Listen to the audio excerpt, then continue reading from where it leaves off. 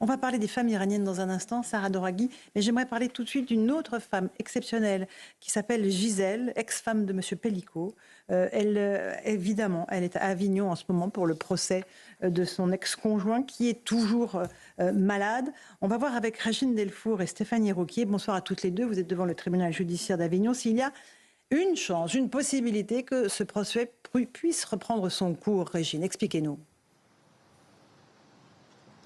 Écoutez Laurence, demain matin à 9h, une audience est fixée. Lors de cette audience, le président de la Cour criminelle nous donnera les détails, les conclusions de l'expertise médicale qu'il a ordonnée aujourd'hui. Une expertise donc collégiale où un clinicien et un médecin légiste ont examiné Dominique Pellico au centre pénitentiaire. En fonction de ces conclusions, soit il est décidé que Dominique Pellico doit avoir quelques soins pendant quelques jours et le procès est suspendu.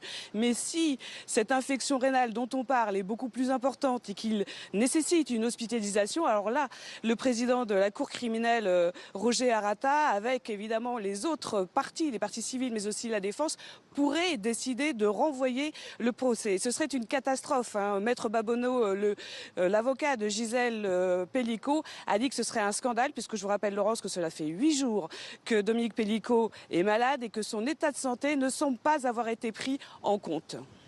Merci beaucoup, Régine Delfour, avec Stéphanie Rouquier sur place à Avignon. J'aimerais juste qu'on entende ce qu'a dit Gisèle, ex-Pellico, qui a pris la parole ce matin. Elle a remercié tous ceux, toutes celles qui la soutiennent, et ils sont des milliers à la soutenir dans son combat. Écoutez-la. Je souhaite remercier toutes les personnes qui m'ont témoigné leur soutien depuis le début de cette épreuve, et plus particulièrement celles et ceux qui ont pris le temps de se réunir samedi dernier, à travers toute la France. J'ai été profondément touchée par cet élan qui me donne une responsabilité. Grâce à vous tous, j'ai la force de mener ce combat jusqu'au bout.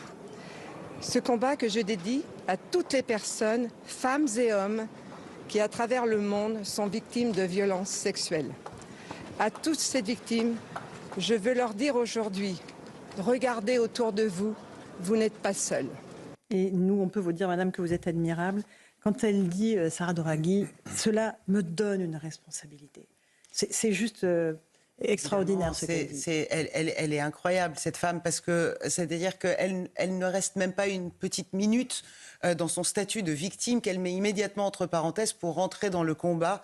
Parce que, à l'image du combat, effectivement, des femmes iraniennes, des femmes afghanes, des femmes israéliennes, à partir du moment où vous avez eu l'expérience de la barbarie, vous rentrez tout de suite dans un esprit d'entraide et d'aide pour que ça s'arrête. Donc c'est ce qu'elle fait pour les autres femmes. Je la trouve vraiment, j'ai beaucoup d'admiration pour elle. Bien sûr, et on espère que le procès, Maître Ouaknine Melki, va pouvoir reprendre.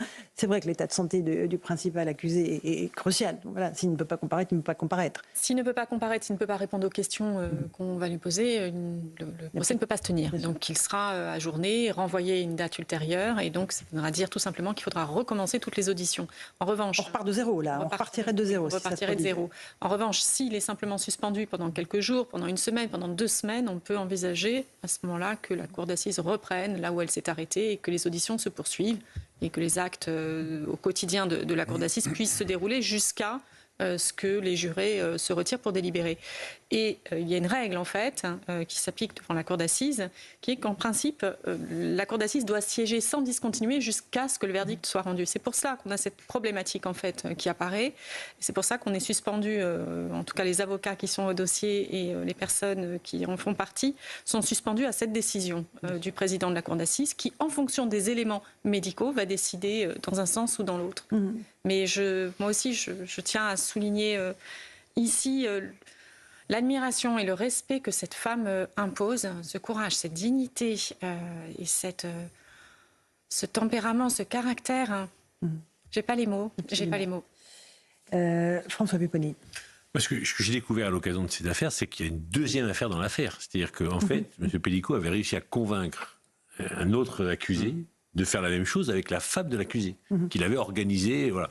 Donc en fait, effectivement, quand Mme Pellico dit « je suis maintenant le porte-parole de toutes celles qui sont victimes, et de tous ceux d'ailleurs qui sont victimes d'agressions sexuelles », des cas comme celui-là qui nous paraissent surréalistes, je suis catastrophé dans ça, malheureusement, ne sont pas uniques. Et donc, il y a besoin d'exprimer et de parler. Et la force qu'a cette femme de pouvoir le dire, je pense que ça va entraîner la libération d'autres paroles. Et c'est le but un peu, comme avec le principe de MeToo, c'est que d'autres femmes vont parler aussi, ou d'autres hommes d'ailleurs, et ça, c'est important. Bien sûr. Joseph Massescaron, qu'est-ce qu'elle vous inspire, Madame Gisèle? Je ne peux plus dire Madame Pellicot. C'est une femme qui a un courage qui ne peut que forcer l'admiration. C'est ce qui vient d'être dit, c'est absolument évident. Je retiens aussi que lorsqu'elle parle, elle sait qu'elle se tient sur une ligne de crête. Et elle y reste, c'est-à-dire en dépit de ce qu'elle a vécu, en dépit de la manière dont elle a été traitée, etc., elle arrive à se tenir sur cette ligne de crête. En effet, elle dit les femmes et les hommes qui ont été victimes de violences par rapport à d'autres. Elle se tient sur cette ligne de crête qui est absolument admirable. Ce qui me frappe, c'est que plus largement, s'il était possible après, donc on ne sait pas ce procès, que c'est même pas la parole d'une femme, c'est que la femme en général soit considérée en France d'une autre manière dont elle peut être considérée.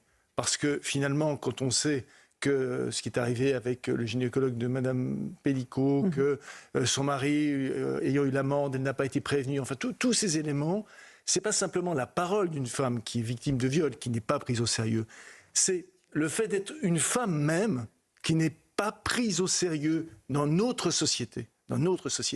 Et c'est ça aussi qui, moi, me touche réellement, que je trouve vraiment effroyable. Et je vous sens ému, effectivement. Alexandre, rapidement. J'avoue que cette affaire, le mot surréaliste a été employé, elle me paraît totalement invraisemblable. Il n'y aurait pas eu de vidéo. C'est même tellement énorme, je dirais, qu'on a du mal. Le premier réflexe, c'est d'avoir du mal... Il n'y aurait pas eu un vigile dans un supermarché qui n'aurait pas arrêté Dominique Pellicot qui filmait sous le jupe d'une femme qui aurait trouvé un téléphone, voilà.